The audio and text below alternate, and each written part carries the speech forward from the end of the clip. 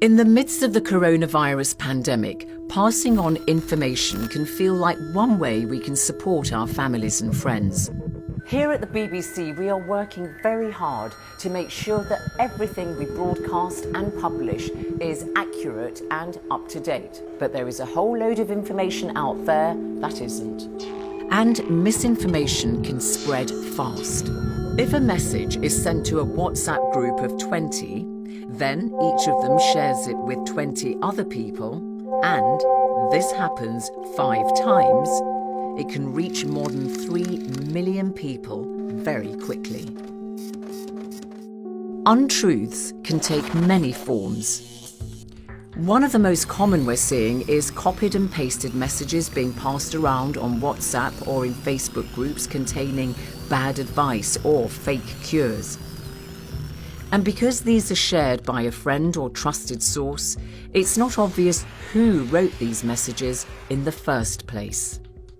Often they're attributed to a vague source like a friend's friend who's a doctor, soldier, or works for the government. For example, a voice note has been spreading on WhatsApp.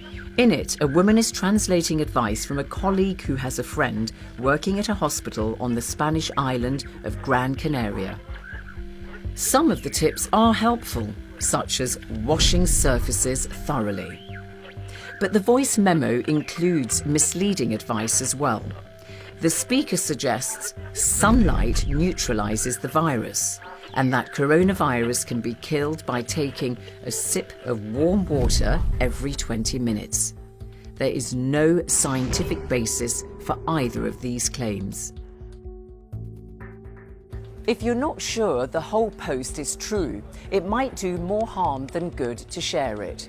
And if the source isn't easily identifiable or the story hasn't been reported elsewhere, then it really is worth being skeptical about it. Pictures taken out of context can also be really misleading.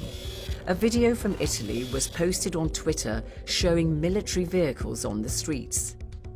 There were rumours they were responding to coronavirus riots. In fact, they were returning from routine exercises that had nothing to do with the outbreak. Some of us may share information with our friends as a joke or to lighten their mood. But even if they don't take it seriously, others might. For example, a claim that lions were released in Russia to patrol the streets was taken seriously by some. It was not true. We all want to share news that we think will help others, but before you do, follow these steps.